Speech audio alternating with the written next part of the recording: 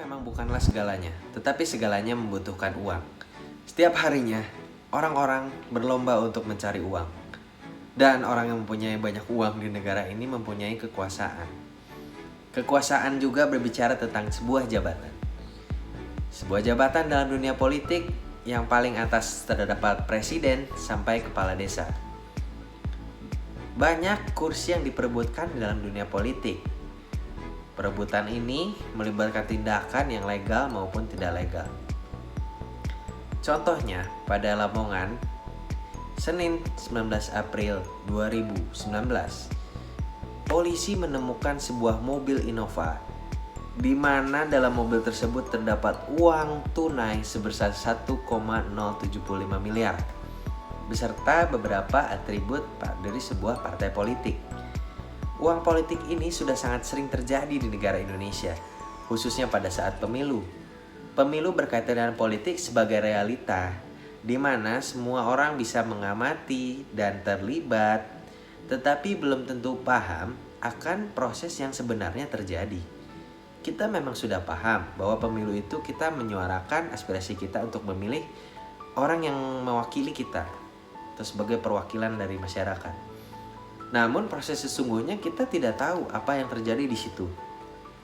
Seperti dalam kasus ini, tentunya kita sebagai masyarakat curiga terhadap hasil yang dibuat, di mana uang 1 miliar ini saya kira hanyalah salah satu contoh dari kasus yang kebetulan tertangkap oleh polisi dan terekspos oleh publik.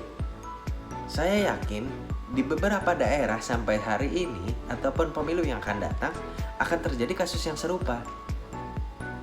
Pertama, tujuan dari pemilu ini sebenarnya sudah sangat baik, namun pelaksanaannya kurang. Pertama, ada sistem perwakilan, di mana kita menyeleksi pemimpin pemerintahan yang kemudian akan menyelaksanakan kebijakan umum.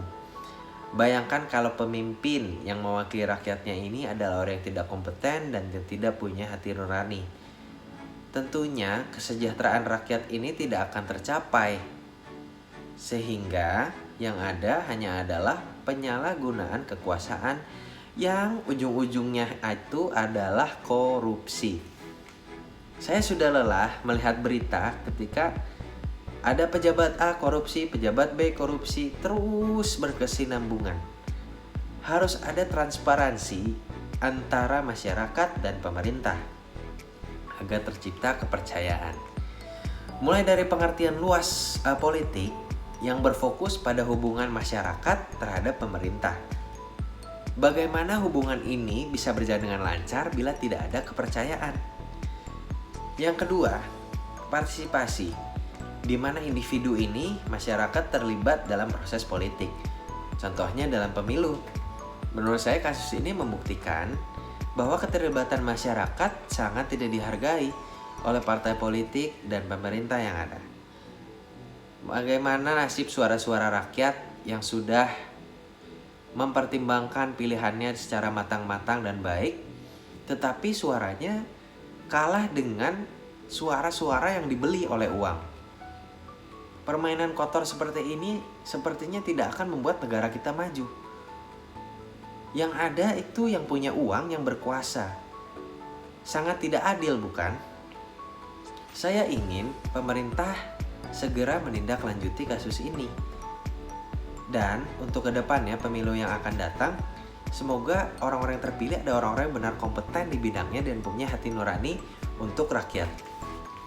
Harapan saya, khususnya pada pemilu, pemerintah bisa mengawasi setiap partai politik, kemudian lebih tegas dalam mengambil tindakan hukum terhadap pelanggaran politik. Kemudian menghargai partisipasi masyarakat dengan tidak membeli suara-suara ilegal. Berpihak untuk kesejahteraan masyarakat dalam kebijakan yang dibuat. Dengan begitu saya yakin negara kita akan menjadi negara yang kuat, kokoh, sejahtera, dan maju. Terima kasih.